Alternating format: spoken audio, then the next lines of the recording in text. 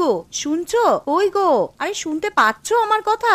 উঠে পড়ো, সকাল গড়িয়ে বেলা হতে চললো, উঠে পড়ো, এবার না হলে তো কাজের জন্য দেরি হয়ে যাবে। আরে কি হয়েছে বলো তো? আরে সকাল সকাল চেঁচাচ্ছ কেন? আর দেখতে পাচ্ছ তো যে সকাল থেকে বৃষ্টি পড়ছে, আজকে আর কাজে যেতে ভালো লাগছে না, আমাকে একটু ঘুমাতে দাও দেখি। হ্যাঁ, সে তো দেখতেই পাচ্ছি, সকাল থেকেই বৃষ্টি পড়ছে, কিন্তু তোমাকে কাজেও তো যেতে হবে। আবার ঘরেতে সেই রকম কিছু নেই, সামান্য বাজার আছে, ওটা দিয়ে আজ কোনো রকমে চলে যাবে। এই তো কদিন আগে বাজার করে নিয়ে এলাম, তা এক্ষুনি শেষ হয়ে গেল। তার শেষ হবে না? তুমি একদিন সামান্য পরিমাণে বাজার করে নিয়ে আসবে, আর সেটা কি সারা মাস ধরে চলতে পারে নাকি? আরে উঠে পড়ো, উঠে বাজারে যাও তো। দেখো গিন্নি, আজকে সকাল থেকে প্রচন্ড বৃষ্টি পড়ছে, আমি আজকে কাজেও যাব না আর বাজারও করতে যাব না, যা আছে ওদিক দিয়ে আজকে চালিয়ে নাও আর কি। কালকে সকাল সকাল উঠে বাজারে যাব। আমাকে এখন বিরক্ত করো না, ঘুমাতে দাও, ভালো লাগে না।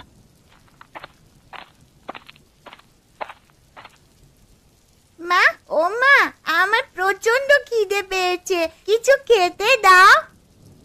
এই তো সোনা, রান্নাঘরে কয়েকটা আলু ছিল, তাই দিয়ে আলুর তরকারি রান্না করতে বসিয়ে এসেছি। আর কিছুক্ষণ অপেক্ষা কর, তরকারি হয়ে গেলেই খেতে দিচ্ছি তোমাকে, কেমন? ঠিক আছে মা, তাহলে রান্নাঘরে গিয়ে বসে অপেক্ষা করি, তরকারি হলেই খেয়ে নেব।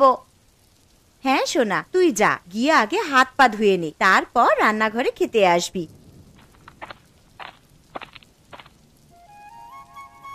মালতীমা, ও মালতীমা, বাড়িতে আছিস? একবার বাইরে আয়। হ্যাঁ মালতীমা, একবার বাইরে বেরিয়ে আয় তো। আরে এটা তো বাবা মার মতন গলার আওয়াজ মনে হচ্ছে, যাই একবার বাইরে গিয়ে দেখি।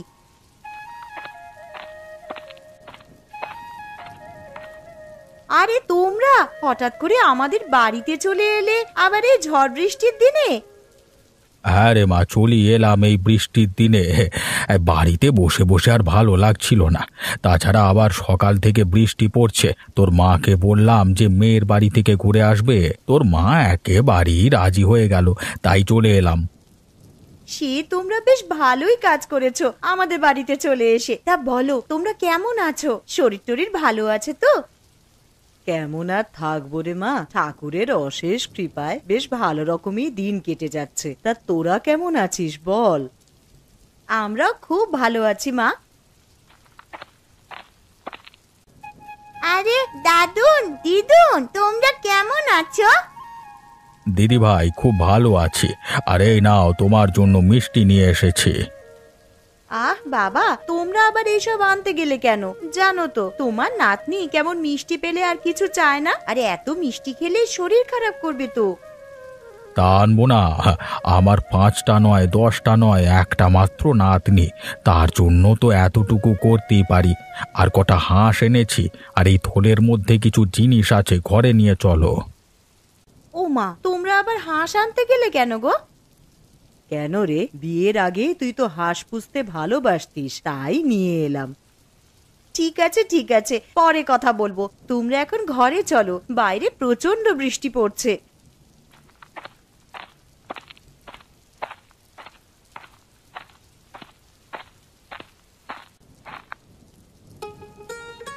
বাবা, ও বাবা, ওঠো গো, একটা সুখবর আছে।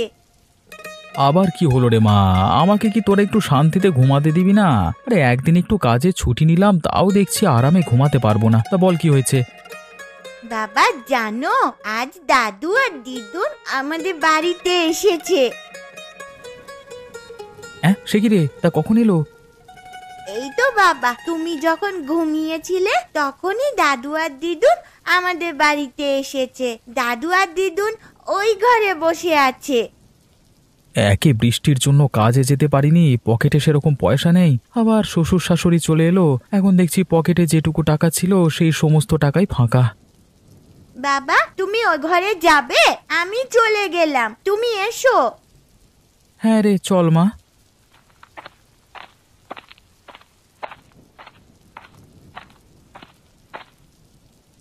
আরে এই তো জামাই চলে এসেছে।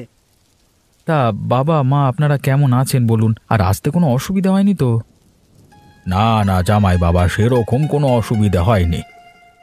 তা আপনারা যখন আমাদের বাড়িতে চলে এসেছেন, 1 সপ্তাহ না কাটিয়ে যেতে দেব না, কিন্তু না হলে আমি কিন্তু ছাড়বো না। হ্যাঁ, আচ্ছা বাবা, সে এখন দেখা যাবে। না মা, দেখা যাবে বললে তো হবে না। জামাই যখন একবার বলেছে তখন তোমাদেরকে এই কথা রাখতেই হবে। আর কি গো শুনছো, আর তুমি একবার রান্নাঘরে এসো তো, কিছু কথা আছে।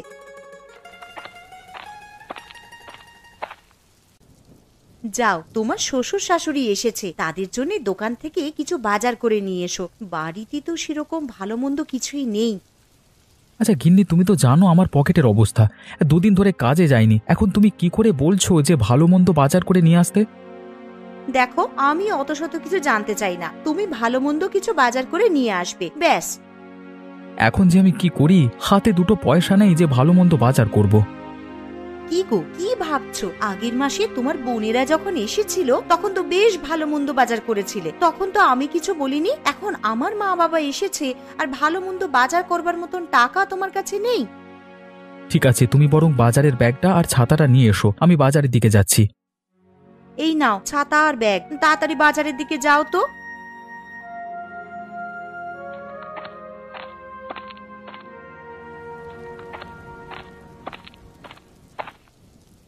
হ্যাঁ রে মালতী, জামাইকে দেখলাম হাতে ব্যাগ নিয়ে মাথায় ছাতা দিয়ে বাজারের দিকে যাচ্ছে। তুই এই বৃষ্টির দিনে ওকে বাজারে কেন পাঠালি রে? মা, আমি পাঠাইনি, তোমার জামাই বলল এতদিন পর আমার বাড়িতে শ্বশুর শাশুড়ি এসেছে, আর কিছু ভালো মন্দ খাওয়াবো না, তাই তো হাতে ব্যাগ নিয়ে আর মাথায় ছাতা দিয়ে বাজারের দিকে গেল। আরে দূর থেকে কে ছাতা মাথায় দিয়ে আসছে এত বৃষ্টির মধ্যে? মনে হচ্ছে তো দীপক। আরে প্রশান্ত, তুই কোথায় গেছিলিস এত বৃষ্টির মধ্যে? এই যে দেখ না দীপক, বাড়িতে কুটুম এসেছে, তার জন্য বাজারে এসেছিলাম মাছ কিনতে, কিন্তু কাঁচা সবজি বাদে কিছুই বাজারে পেলাম না। তুমি ঠিক বলছো প্রশান্ত। আরে আমার বাড়িতে তো শ্বশুর শাশুড়ি এসেছে, আমার বউ আমাকে পাঠালো কিছু ভালো মন্দ বাজার করবার জন্য। হ্যাঁ, তুমি বলছো কাঁচা সবজি বাদে আর কিছু নেই বাজারে? হ্যাঁ রে দীপক, আমি ঠিকই বলছি। আরে তোর পিসিমার বাড়ি আমাদের পাশেই তো, ওনার খুবই শরীর খারাপ, তুই একবার গিয়ে দেখে আয়, বুঝলি? হ্যাঁ রে প্রশান্ত, আমিও শুনেছি পিসিমার শরীরটা খারাপ। দেখতে যাবো করে আর যাওয়া হয়নি, মানে যেতে হবে, বুঝলি? হ্যাঁ তুই যা, আর বাজারে তো ভালো মন্দ কিছু বসেনি, তুই একবার পিসিমার বাড়ি ঘুরে যা, বুঝলি? ঠিক আছে, আমি এখন আসছি। একবার বাজারে গিয়ে কাঁচা সবজি কিছু কিনি, তারপর পিসিমার বাড়িতে গিয়ে একবার পিসিমাকে দেখে আসবো।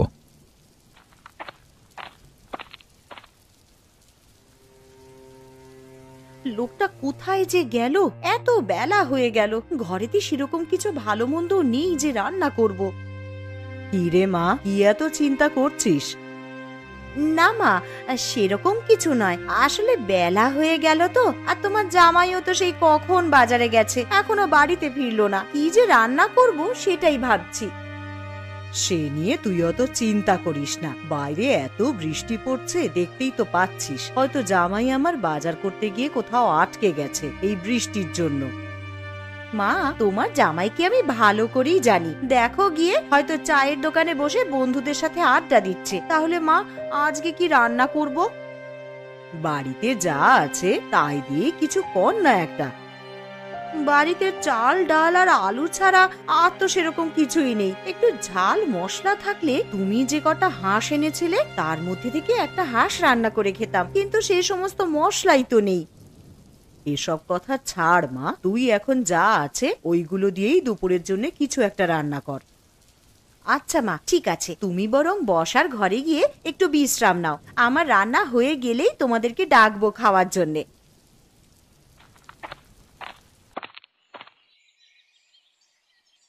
শম্পা বৌদি, আরে ও শম্পা বৌদি, শুনতে পাচ্ছ? বাড়িতে আছো তোমরা? কে? আরে দীপক নাকি? এসো এসো, ঘরে এসো। শুনলাম নাকি পিসিমার শরীরটা খুবই খারাপ। হ্যাঁ গো দীপক, পিসিমার খুবই শরীর খারাপ। তা পিসিমা কোথায়, দেখতে পাচ্ছি না যে? ওই তো পাশের ঘরে শুয়ে আছে, আসো পিসিমাকে একবার দেখবে, এসো।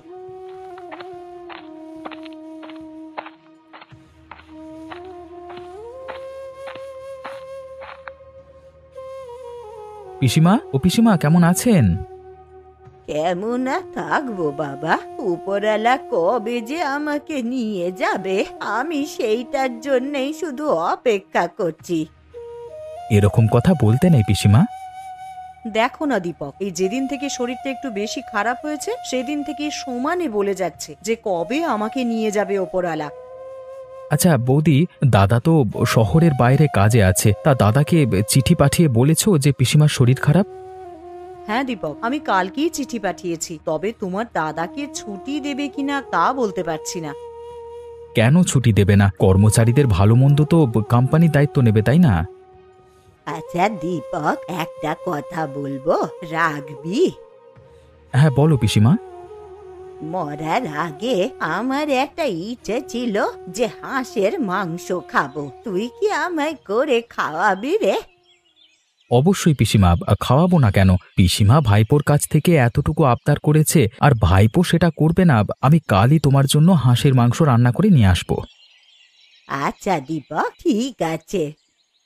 তাহলে আজকের মতো আসি বৌদি। হ্যাঁ, বেলা গড়িয়ে দুপুর হয়ে গেল, এবার বাড়ির দিকে যেতে হবে। দুপুরে দুমুঠো খেয়ে গেলে হতো না? না গো বৌদি, বাড়িতে আমার শ্বশুর শাশুড়ি, আমার বউ সবাই মিলে আমার জন্য অপেক্ষা করছে। আমি আজকের মতো আসছি। হ্যাঁ, আবার পরে একদিন এসে খাবো।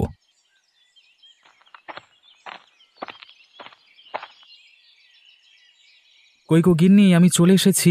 এই নাও বাজারের ব্যাগটা নাও।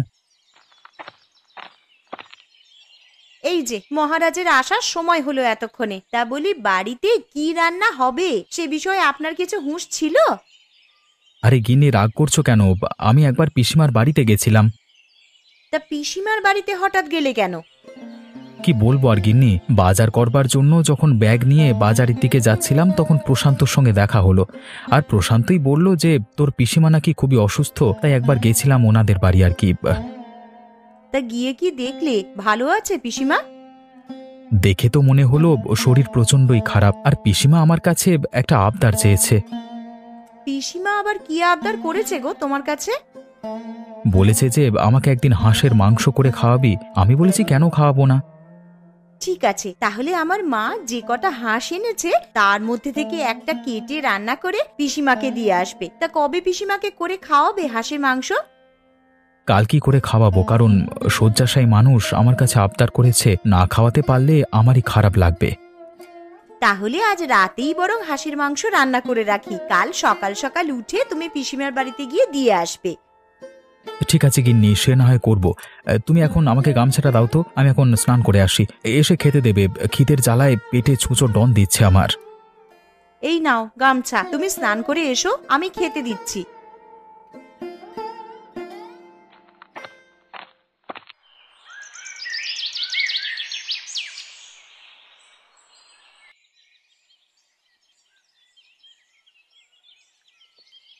গিন্নি, তোমার মা আর বাবার খাওয়া হয়ে গেছে তো?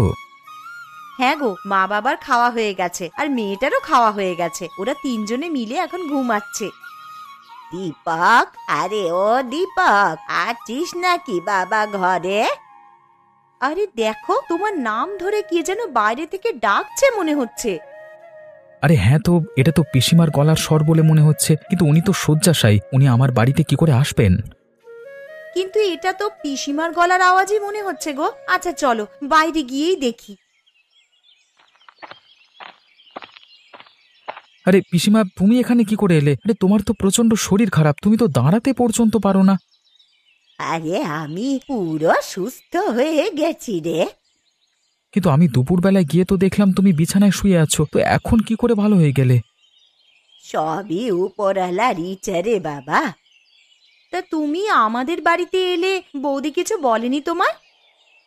না না, কিছু বলেনি আমায়। তোমার বৌদি শুধু বলল যে সাবধানে যাবেন, আর দীপক হাঁসের মাংস খাওয়াবে বলল, তাই আর লোভ সামলাতে না পেরে চলেই এলাম। তা আপনার ভাইপো তো কালকেই আপনার বাড়িতে মাংস রান্না করে দিয়ে আসতো। কালকে যদি আমি আর না থাকি তাহলে তো আমার আর শেষ আশা পূর্ণ হবে না, তাই চলে এলাম আর কি। আর এসেছি যখন, আমি নিজের হাতেই তোমাদেরকে রান্না করে খাওয়াবো। এ তো খুব ভালো খবর। তা পিসিমা, তুমি রান্না করতে পারবে তো?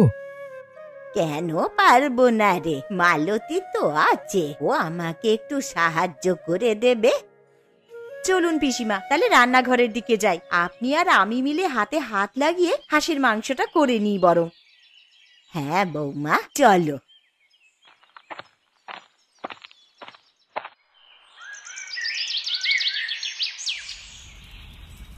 তাহলে হাঁসের মাংস তো রান্না হচ্ছেই, তা তার সাথে খাওয়ার জন্যে কি করা হবে বৌমা? কি আর করবেন পিসিমা, তাহলে রুটিটাই বানানো যাক। হাঁসের মাংসের সাথে বেশ ভালোই লাগবে খেতে। হ্যাঁ মা, তুই ঠিকই বলেছিস, হাঁসের মাংসের সাথে রুটিটা একদম জমে যাবে। কিন্তু পিসিমা, একটা অসুবিধা আছে। কি অসুবিধা বৌমা? আসলে আপনার ভাইপো হাঁসের মাংস খায় না। কে খায় আর কে না খায় সে দেখাই যাবে খেতে বসে। এখন রান্নাটা আগে করে নি। আরে বেয়ান, রান্নাটা যা করেছেন না, গন্ধেতেই তো অর্ধেক পেট ভর্তি হয়ে গেল। আমার এদিকে রুটি করা হয়ে গেছে। ও পিসিমা, আপনার কত দূর? আমারও এইদিকে প্রায় হয়েই এসেছে। বৌমা, তুমি বরং ওদেরকে নিয়ে গিয়ে খেতে বসাও, আমি খাবারগুলো নিয়ে যাচ্ছি। ঠিক আছে পিসিমা, তবে সাবধানে। কিন্তু আমার জন্য আলাদা করে কিছু তরকারি করনি? না, তোর জন্যে আর কিছু আলাদা করে করা হয়নি। হাঁসের মাংসের ঝোল দিয়েছি, ওই দিয়েই রুটিটা খা।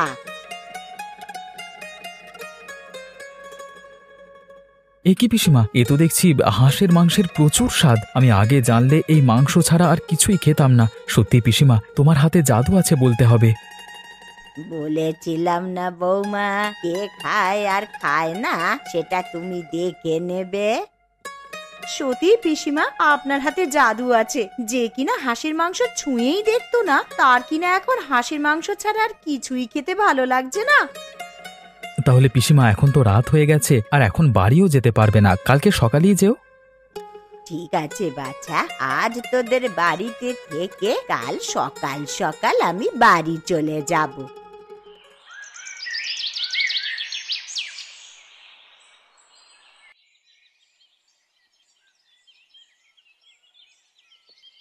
ও বাবা, চোখটা বন্ধ করতে না করতেই ভোর হয়ে গেল। কখন যে রাতটা কেটে গেল টেরই পেলাম না। যাই, এবার এঁটো বাসনগুলো আবার মেজে রাখি। আবার ওদিকে পিসিমাও আছেন, তার জন্য একটু জল খাবারও করে দিতে হবে। তানিশা, ও তানিশা, তোর পিসিকে ডেকে তোল না রে। মা, ও মা, পিসি তো আমার কাছে শুয়ে নেই। কি বলছিস? বিছানায় নেই মানে? আরে তোর পাশেই তো শুয়েছিলেন। আরে বাইরে গিয়ে দেখ আছে নাকি। বাইরে কি করে যাব মা? ঘরের দরজা তো ভেতর থেকে আটকানো। তাহলে তানিশা, তুই একবার বাইরে গিয়ে দেখে আয় তো পিসি আছেন কিনা।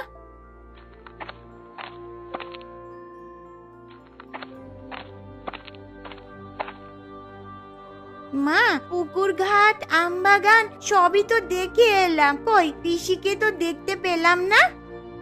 কি গো, শুনছো? আরে কই গো, তাড়াতাড়ি ওঠো, পিসি কোথায় যেন চলে গেছে, ঘরে নেই। তুমি গিয়ে একটু দেখো না। চলে গেছে মানে? কোথায় আবার যাবে? ঘরের দরজা তো ভেতর থেকেই বন্ধ ছিল, পিসি দরজা দিয়ে বের হবে কি করে?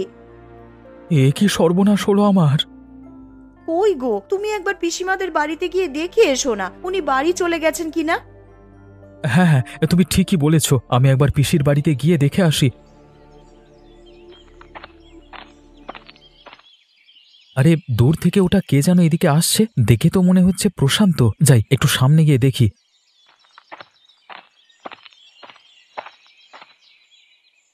আরে প্রশান্ত, তুই এখানে কি করছিস? আর এত ছোটাছুটি করে কোথায় যাচ্ছিস? এই তো দীপক, তোদের বাড়িতেই যাচ্ছিলাম ছোটাছুটি করে। কেন রে প্রশান্ত, কি হয়েছে? আমাদের বাড়িতে আবার ছোটাছুটি করে যাবার কি আছে? আর তুই এত হাঁপাচ্ছিস কেন? দেখ না দীপক, কালকে বিকেলে তোর পিসিমা মারা গেছে। এ কি বলছিস তুই প্রশান্ত? এমনটা হতেই পারে না।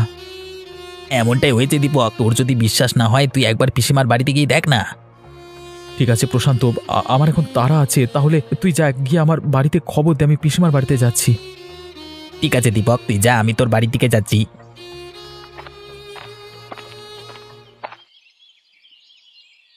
এ কি, বাড়ির সামনে এত ভিড় কেন? তাহলে প্রশান্ত যেটা বলেছে সেটা কি সত্যি?